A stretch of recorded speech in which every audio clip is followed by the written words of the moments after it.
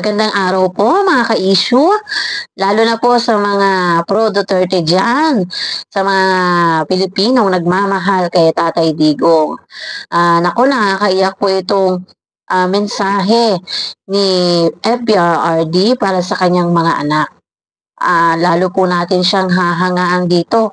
Maraming mga Pilipino po ang naantig at mas tumindi ang panalangin na sana makabalik sa bansang Pilipinas si FPRRD. Yung iba naman po ay nag-aalala na bakit parang tila nagpapaalam na po si Tatay Digong. Huwag naman po sana. Yung iba naman po ay lalong nanggalaiti sa mga taong naging dahilan. Kaya naroroon po sa The Hague, Netherlands si Tatay Digong. Okay? Heto po, basahin po natin ang mensahe ni Tatay Digong para sa kanyang mga anak. Ang anak po niyang si Veronica Duterte ang nagbahagi po ng mensaheng ito ni PRRD para sa kanyang mga anak. Heto't basahin po natin. Mag-subscribe na sa aming YouTube channel dahil dapat updated ka. Isushera! Dear family, these are PRRD's messages for all of you today. To Veronica, today I read to PRRD your words, and he was so happy. He was smiling and he said he loves you. He sends you all his love. He repeated many times how much he loves you. To Hanelet, he said he loves you. I love my wife. To Sarah, Paulo, and Sebastian, be strong and find a purpose in life. I have found mine.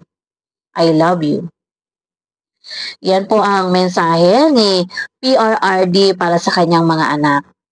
Ano naman kaya ang reaksyon ng netizens sa mensaheng ito ni PRRD? Eto't basahin po natin. Mula kay Batiman, isabay natin sa prayer si Tatay na parang pamilya natin. Pag mag-prayer tayo, isabay natin si Tatay. Mula naman kay Elaine Tariman. Parang nagpapaalam na si Tatay, wag naman Lord. Mula naman kay netizen Richelle Vergara, nanggigigil ako sa mga bangag na nagdala sa kanya doon, mga walang iya. Mula po yan kay Richelle. Ayon naman kay Dungaya Pati, bring back home Philippines, Tatay Digong, FPRRD, be strong po. Ayan ang ilan sa mga reaksyon, iba't ibang reaksyon ng netizens. Sa mga nalungkot po, nainis, nagalit, at sumama ang loob, kalma lang po tayo. Heto po't may mensahe si Dr. Richard Mata, isa po sa mga kumakandidatong senador mula sa PDP Laban. Sa lahat po ng mga botante sa darating na eleksyon, ayon po sa kanya, basahin po natin itong kanyang mensahe. The best revenge is both straight, Duterte only. Focus sa bago, wag sa lumang sikat na tahimik na kasanib ng nagkulong kay Tatay Digong. Ayan po ang kanyang maikli pero makahulugang mensahe para sa lahat ng mga Pilipino. Samantala, balikan naman natin itong mensahe ni FPRRD sa mga Pilipino bago pa lang siya dalhin doon sa The Hague, Netherlands. Heto't panoorin po natin. Mamatay man ako bukas o ngayong gabi, hindi na ako babangon. Tandaan ninyo kayo mga Pilipino. Minahal ko kayo at pinagsisilbihan ko kayo ng gusto noong unang panahon. Salamat.